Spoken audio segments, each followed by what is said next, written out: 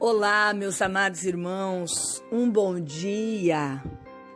Estou eu aqui novamente com as devocionais. Eu estava com saudade, mas eu precisava realmente de um tempo para estudar. E como eu disse aos irmãos, o Senhor vai nos ensinar neste decorrer de tempo a viver uma vida que agrade ao Senhor. Nós vamos estudar sobre as obras da carne e os frutos do Espírito. Durante essa semana, durante algumas semanas, nós vamos falar sobre as obras da carne. E as obras da carne, elas lutam contra as obras do Espírito. E ela é algo tão latente na vida do ser humano que ninguém pode dizer que nunca viveu uma obra da carne. Mas, infelizmente, ela coloca em nós uma barreira entre nós e Deus. As obras da carne é a natureza pecaminosa com seus desejos corruptos, a qual continua no cristão mesmo após a sua conversão. Não pense que depois da sua conversão você não terá mais as obras da carne. Não. Isso será seu inimigo mortal. As obras da carne, ela será nossa inimiga para o resto da nossa vida. Nós precisamos lutar todos os dias contra as obras da carne. Para uns, afloram alguma coisa. Para outros, outra coisa a mais. Aquele que pratica as obras da carne não poderão herdar o reino de Deus. Mas, pastora, como assim? Se elas estão em mim? Se elas vão lutar contra o Espírito? Sim. Mas quando nós desejamos viver uma vida com Deus, nós vamos lutar contra as obras da carne todo dia, em todo tempo. Porque nós não queremos perder o reino de Deus. Nós não queremos perder a comunhão com Deus. Por isso, essa natureza pecaminosa precisa ser resistida todos os dias e mortificada numa guerra espiritual contínua. Não é só hoje e amanhã.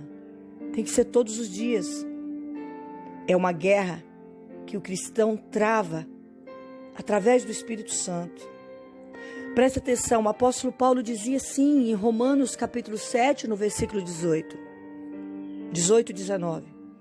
Porque eu sei que em mim, isto é, na minha carne, não habita bem algum. E com efeito o querer está em mim, mas não consigo realizar o bem, porque não faço o bem que quero, mas o mal que não quero, esse eu faço. O apóstolo Paulo era um homem que lutava contra as obras da carne. Quando ele diz assim, com efeito o querer está em mim, mas não consigo realizar, ele quer dizer, eu quero fazer as coisas que o Espírito manda, mas às vezes eu não consigo, porque não faço o bem que quero. Ele queria dizer, eu quero fazer o bem, eu quero fazer o que o Espírito manda, mas o mal que não quero, esse eu faço. Apóstolo Paulo estava dizendo, eu vivo uma luta constante contra o pecado. Hoje nós vamos falar sobre a prostituição. A Bíblia diz assim, no livro de Gálatas, no capítulo 5, no versículo 16. Digo, porém, andai em espírito e não cumpris a concupiscência da carne, porque a carne cobiça contra o espírito, e o espírito contra a carne, e estes opõem-se um ao outro, para que não façais o que quereis. Mas se sois guiados pelo Espírito, não estáis debaixo da lei. Porque as obras da carne são manifestas, as quais são prostituição, impureza, lascívia, idolatria, feitiçaria, inimizades, porfias, emulações, iras, pelejas, dissensões e heresias, invejas, homicídios, bebedices e glutonarias, e coisas semelhantes a essas, acerca das quais vos declaro, como já antes vos disse, que o que comete tais coisas não herdarão o reino dos céus. Amados, o Senhor vai nos confrontar. O Senhor vai mexer com o nosso íntimo nesses dias, assim como Ele tem mexido com o meu. Porque Ele quer fazer de nós homens e mulheres prontos para herdar o reino dos céus. A primeira obra da carne que o apóstolo Paulo estava dizendo era sobre a prostituição. Todos nós sabemos que a prostituição, ela é pecado. Todo aquele que pratica a prostituição em troca de um ganho pessoal, um ganho de um dinheiro, se ele não for transformado por Deus, ele já está em pecado e ele só será transformado se verdadeiramente ele quer. Mas a prostituição, ela é imoralidade sexual de todas as formas. Isto inclui, preste bem atenção, gostar de quadros pornográficos, filmes ou publicações pornográficas. Os termos porneia são traduzidos por um só português, prostituição. A prostituição, ela também inclui a impureza. A impureza é pecados sexuais, atos pecaminosos e vícios, inclusive maus pensamentos e desejos do coração. Talvez a pessoa não pratica a prostituição para ganhar o dinheiro, mas os seus pensamentos estão voltados para coisas pecaminosas. Talvez o homem deseje a mulher no seu pensamento, ele já está pecando. Talvez a mulher no seu pensamento já está desejando um outro homem, no seu pensamento. Assistir à pornografia leva uma pessoa a ter pensamentos. Olhar revistas pornográficas leva a pessoa a ter uma mente corrompida. Também fala sobre a lascívia, que é a sensualidade. E a pessoa segue as suas próprias paixões, seus maus desejos, a ponto dessa pessoa perder a sua vergonha e a decência. Sabe aquelas pessoas sensuais ao ponto de todas as vezes que tira uma foto, ela coloca de cima para baixo para mostrar o seu decote. A sua roupa é sempre minúscula, porque ela deseja provocar a sensualidade em alguém. Amados, prostituição, impureza e lascívia são obras da carne. Mas pastora, como que eu faço? Só orando. Todos os dias nós precisamos orar. Todos os dias o apóstolo Paulo dizia que ele lutava contra o querer dele. A Bíblia diz que o apóstolo Paulo tinha um espinho na carne. Qual era? Nós não sabemos. Nós só sabemos que o apóstolo Paulo precisava todos os dias ser liberto.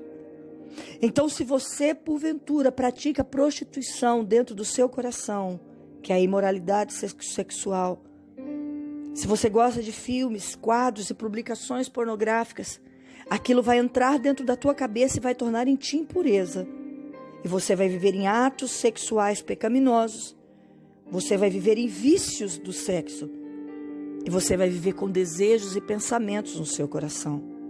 E isso é um passo para a lascívia, quando a sensualidade começa a ficar aflorada, ao ponto da pessoa perder a própria dignidade. Você já viu alguém assim, que perdeu a sua própria dignidade? Se apareceu tanto, mostrou tanto o seu corpo físico, e isso não é só para as mulheres, amados. É para os fortões, para os homens que também gostam de fazer as suas musculações e andar nu pelo meio da rua. Isso também é lascívia. Chega um momento que a pessoa perde totalmente a compostura. O Senhor está nos confrontando e mexendo com o nosso interior, porque Ele nos ama. Medite nisso de dia e de noite. Se você se encaixou nessas 3 obras da carne, dobre os seus joelhos, porque eu, amados, eu tenho clamado ao Senhor para que nenhuma obra da carne seja mais forte do que o fruto do Espírito em mim. Nós vamos vendo durante esses dias sobre a idolatria, sobre a feitiçaria, sobre a inimizade, sobre a porfia e sobre muitos outros. O Senhor vai mexer com o nosso íntimo, porque o Senhor nos ama. Pai, obrigada, porque o Senhor só corrige o filho que o Senhor ama, e o Senhor deseja povoar o céu. E nós estamos aqui, Senhor, para aprender a viver uma vida de graça e santidade no Senhor. Então Deus nos confronta mesmo. Se comigo existia um homem e uma mulher agora pedindo, Pai, me transforma, Senhor amado, eu creio que haverá transformação. Eu creio que o Senhor há de fazer uma mudança tal, mas essa mudança será todos os dias, porque o nosso espírito, Senhor amado, está forte, mas a nossa carne ainda é fraca e ela precisa do Senhor. Ela precisa da tua ajuda. Fica conosco no decorrer de todo este tempo, Pai, para que nós possamos aprender de Ti e que nós possamos ser transformados pelo Senhor. Porque o Senhor é um Deus de amor. O Senhor não nos condena, muito pelo contrário. O Senhor só nos quer transformados para viver uma vida com o Senhor. Muito obrigada, Deus. Amados, prepare-se, porque o Senhor vai nos confrontar por esses dias.